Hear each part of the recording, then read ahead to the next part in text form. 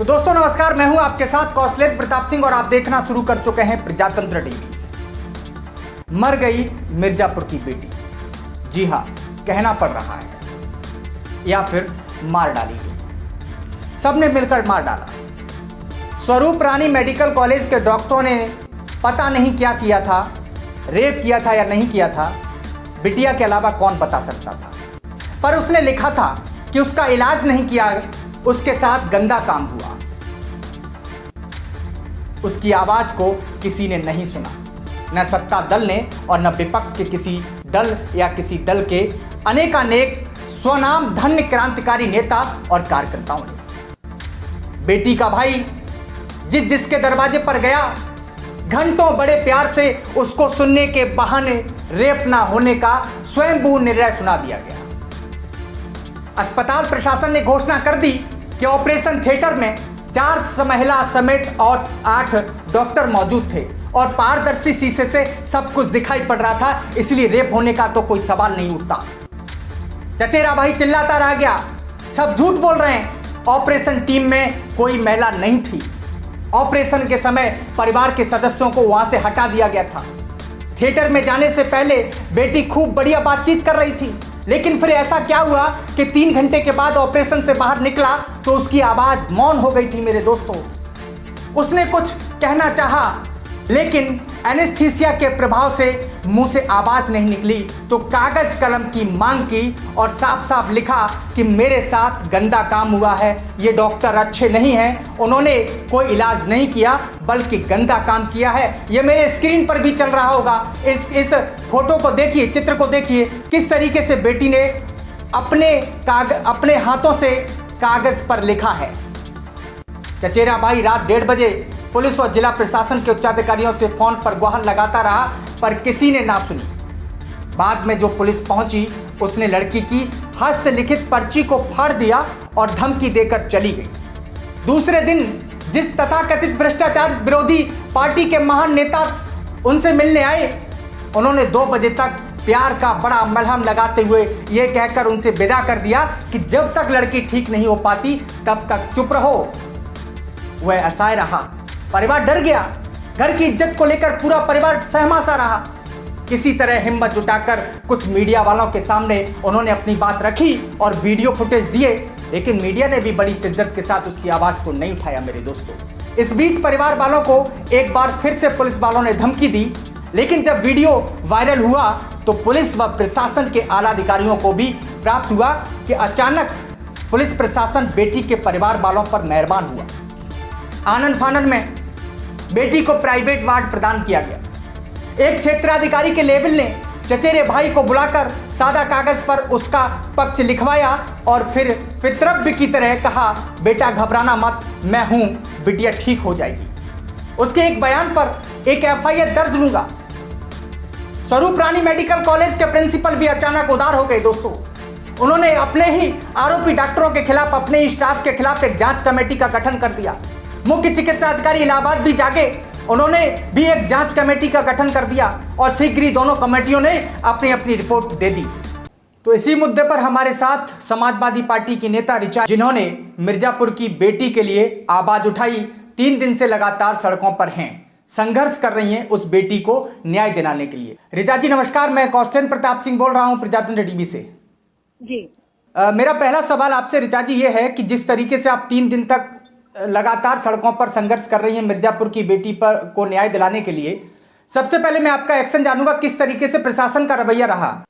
देखिए, प्रशासन का पूरा रवैया सिर्फ उदासीन ही नहीं रहा, बल्कि प्रशासन का गैर कानूनी रवैया रहा है। और प्रशासन ने जो अपराध हुआ उसको संरक्षण देने का और उस अपराध के सबूतों को मिटाने का काम करने की कोशिश की है। तो इलाहाबाद का जिला प्रशासन, DM, कमिश्नर, इलाहाबाद के CMO और इलाहाबाद का पुलिस प्रशासन सब मिलकर SRN मेडिकल कॉलेज की जो शिकायत हुई उसको पूरी तरीके से रफा दफा करने में लगे हुए थे। क्योंकि बहुत ही शर्मनाक बात है कि एक बच्ची जो कि अपने इलाज के लिए अस्पताल गई थी, महज 19 साल की लड़की, उसने लिखकर बताया कि मेरे साथ अंदर गलत काम हुआ, मेरे साथ गैंगरेप हुआ। हम लोगों का सवाल सिर्फ इतना था पिछले 3 दिन से की बच्ची अगर रिपोर्ट कर रही है तो पुलिस को एफआईआर दर्ज करके जांच करने में क्या परेशानी है। रिचा जी, मैं आपसे जानना चाहता हूं कि आखिर ये क्या हो रहा है उत्तर प्रदेश में। मैंने हाथरस का जो केस हुआ था उसमें भी यही कहा था कि आखिर ये उत्तर प्रदेश में क्या हो रहा है, सरकार क्या कर रही है। सरकार बड़े बड़े दावे करती है, सरकार गैंगस्टर के जिन पर गैंगस्टर लगी हुई है, जो अपराधी हैं उनके घर तोड़ती है, लेकिन यहां पर महज 19 साल की लड़की अस्पताल में जिसके साथ रेप होने का दावा लगता है, आरोप लगते हैं, और उस पर एफआईआर होने में इतना टाइम लग जाता है। नहीं, एफआईआर सरकार, देखिए, ये जो उत्तर प्रदेश के अंदर शासन व्यवस्था पूरी तरीके से ध्वस्त हो गई है, पूरी तरीके से कानून का धत्ता बताया जा रहा है, लॉ एंड ऑर्डर फेल कर चुका है। उसमें मुख्यमंत्री योगी आदित्यनाथ जी का संरक्षण है सारे अधिकारियों को, जिसमें वो ये कहते हैं कि आप कोई कार्रवाई मत करिए, हम आपको संरक्षण देते रहेंगे। मैं नहीं मानती कि किसी भी शासन व्यवस्था में किसी भी अधिकारी की इतनी हिम्मत और हैसियत होनी चाहिए कि वो देश के संविधान और कानून को धत्ता बता दे।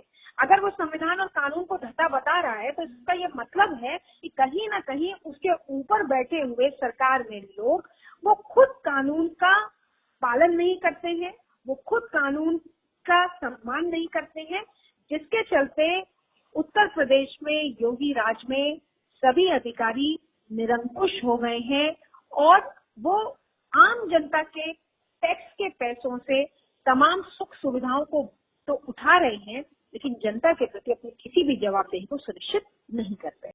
रिचा जी, आपका अगला कदम क्या है, किस तरीके से इस आंदोलन को आगे बढ़ाएंगी? क्योंकि मैं देख रहा हूं इस पूरे मामले में किसी भी राजनीतिक, चाहे मैं वहां की सांसद की बात करूं, उन्होंने भी ट्वीट करके इस पर, और ना परिवार से उन्होंने मुलाकात की है, ना प्रशासन उनके परिवार से मुलाकात कर रहा है। जी, देखिए, बहुत शर्मनाक है कि इलाहाबाद के अंदर 3 कैबिनेट मिनिस्टर हैं, एक उप मुख्यमंत्री है, सांसद हैं, और भारतीय जनता पार्टी के दोनों सांसद, दुर्भाग्य कहूं कि सौभाग्य मुझे नहीं पता है, लेकिन महिला है। उसके बावजूद किसी ने बेटी की आवाज सुनने की कोशिश नहीं की, बेटी की पीड़ा जानने की कोशिश नहीं की।